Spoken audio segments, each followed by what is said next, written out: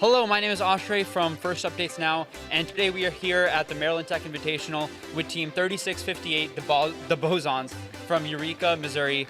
And with us we have Wes, Matt, and AJ. They're going to walk us through their robot. Giving you a voice. Making it loud our own way. Welcome to the fun. We would like to thank our friends at Stryker for supporting fun so we can continue to make content for you. Stryker makes some of the most revolutionary medical equipment and is a big supporter of FIRST and its participants. If you are looking for an internship or career that supports you being in FIRST, check out careers.stryker.com to learn more. Hey FTC fans, are you ready for Freight Frenzy? Join us after kickoff live all weekend, September 18th and 19th, as we'll be out at Kettering University for the Bulldogs Robot in 30 Hours at youtube.com/firstupdatesnow. You'll get detailed breakdowns of game elements, the field, and prototyping and testing of robot components and assemblies. Watch live, view short videos after, and ask questions for the Kettering team at youtube.com/firstupdatesnow. So to start off, I see the robot has a beautiful aesthetic of blue and black. So can you just walk us through the intake and just go on from there? How exactly does the ring travel through your robot? Yeah, sure. So starting with the intake, we ended up going with Omni wheels on the intake just for much easier vectoring. We found that the traction on the wheels wasn't actually that much worse than a lot of other methods. Obviously, there's a little bit of a drawback there, but it just leads to so much simplicity because to vector, all we need is just two little 3D printed pieces, and the rings can just very easily travel sideways. And then from there, after the front roller, they move into a second set of rollers here that push them into the chute here, where we store them. We use that as our hopper.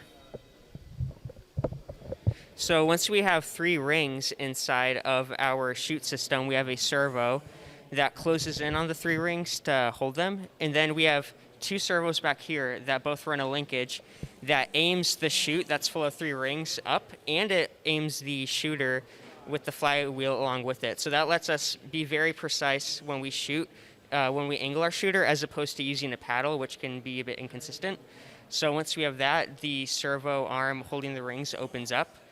Our flywheel spins up to its speed, and then we have a long linkage with two parallel linear slides that can rapid fire all three rings through, although we don't shoot them all immediately. Yeah, so the reason we don't shoot them all immediately is just because of consistency. We just found that even though burst firing did work most of the time, it's just a lot more consistent if we fire them one at a time. Got it. That makes total sense. Now, over here, I see you guys have your wobble goal grabber. How exactly does that mechanism work? Yeah, it's pretty simple, at least the lifting part. It's just a servo with a gear, and it's geared down a little bit just for a little bit of extra torque.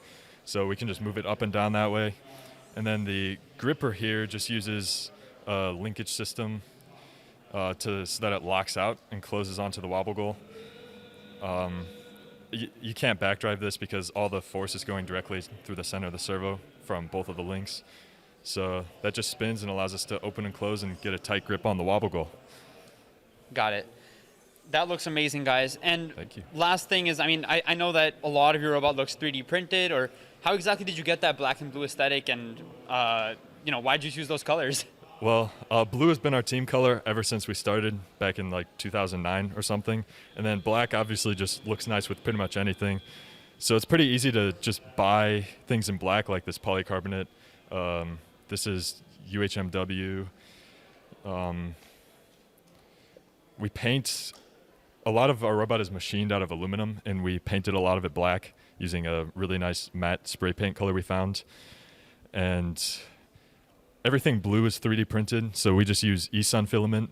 The reason we started using that filament initially was because of the color, because we thought it looked really good with the black. And it turned out that it's just a nice filament, and we really enjoy printing it and using it on our robots. Sounds good. All right. Well, thank you so much for the interview, and good luck for the rest of your matches. Thank you. All right. We would like to thank our friends at Stryker for supporting this video. Stryker is looking for current and future FIRST alumni to join their internship program, and FIRST mentors who are looking for a great career with a company who actually supports their FIRST journey. Go to careers.stryker.com to learn more.